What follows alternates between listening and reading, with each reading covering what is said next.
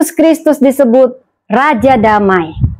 Karena dialah yang mendamaikan kita dengan Allah lewat kayu salib, karya penebusannya yang sungguh ajaib. Dia mendamaikan dosa kita yang menjadi penghalang kita dengan Bapa. Tidak ada lagi penghalang. Mau Anda miskin, mau Anda kaya, semua disatukan dalam kasih Kristus. Raja Damai. Anda tidak perlu harus punya banyak uang untuk kurban supaya Anda bisa menghadap kepada Allah Bapa.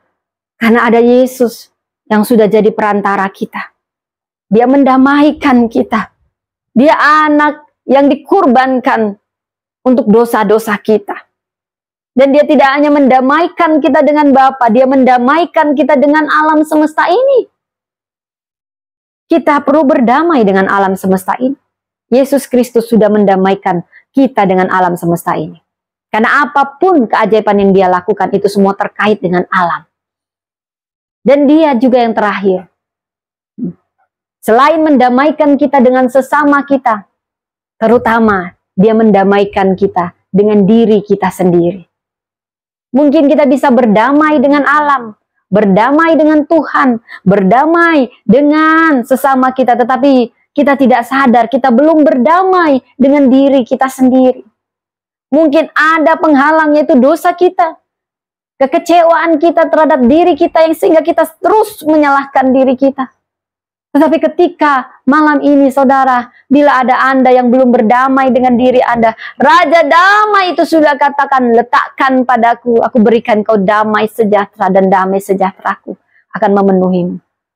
Apapun keadaan kita, boleh ada tantangan, boleh ada ujian, boleh ada cobaan, tetapi ketika Raja Damai itu bersemayam di hati kita, damai sejahtera yang tidak bisa kita katakan dengan tetesan air mata, kita merasakan terima kasih Tuhan, terima kasih Raja Damai.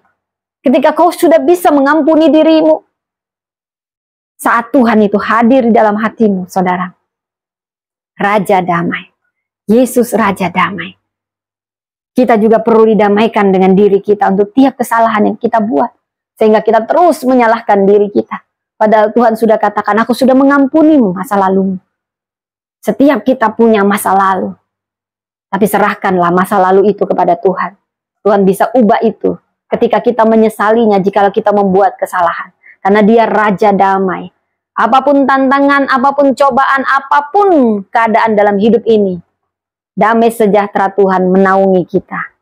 Itulah janjinya. Damai sejahtera dalam kemenangan, damai sejahtera dalam tantangan hidup, damai sejahtera dalam peperangan. Itu menjadi kunci kita. Jadi saudara, apa pesannya?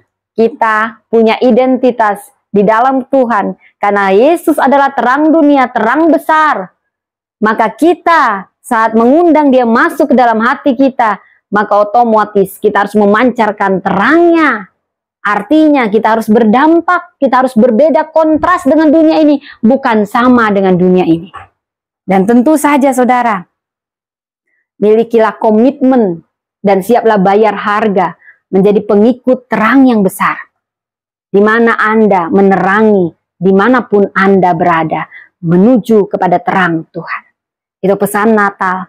Sehingga ada sukacita, ada damai sejahtera, karena semua didasarkan pada kebenaran. Terang bicara kebenaran, terang bicara keadilan. Dan tentu, di mana ada terang, di situ akan ada sukacita, ada damai sejahtera. Mari kita bersatu dalam doa. Bapa Surgawi, terima kasih untuk hari ini, saudara. Terima kasih untuk firman-Mu yang luar biasa ini. Engkaulah terang yang hidup, terang yang luar biasa. Engkaulah yang menerangi setiap hati kami, Tuhan. Biarlah kami menjadi pengikut-Mu yang memancarkan terang-Mu. Terima kasih, terang besar Kau lahir di hati kami. Engkau penasehat kami yang ajaib, Allah yang perkasa, Bapa yang kekal, Raja Damai, yang mendamaikan setiap kami, memenuhi kami dengan sukacita, dengan damai sejahtera. Terima kasih untuk kelahiran-Mu, hai penasehat ajaib, Bapa yang perkasa, Allah yang perkasa, Bapa yang kekal, Raja Damai.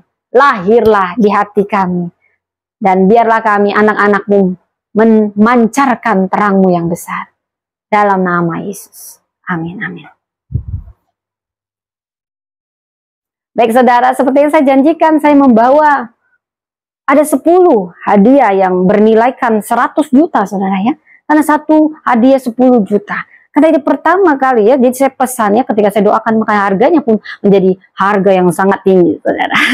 Karena ini diberi, dan saya sangat menghargai bagi Bapak Ibu yang mencatat khotbah Natal ya. Saya ini sangat concern dengan kita memperhatikan apa isi khotbah Natal. Jangan memperhatikan baju kita saja. Tadi khotbahnya apa? Khotbahnya apa? Gitu ya. Makanya saya suka membawa sesuatu dan saya sangat menghargai orang-orang yang memberi hatinya untuk kita. Baik saudara, saya akan undang beberapa siapakah yang tadi mencatat khotbah saya. Siapakah yang bisa menjelaskan apa itu penasehat ajaib? Mungkin singkat aja. Lalu kita nyanyi, boleh ya nyanyi penasehat ajaib. Ya semua yang dapat ya kita foto dulu nih, foto nih sudah di order dari selatan. Oke, terima kasih.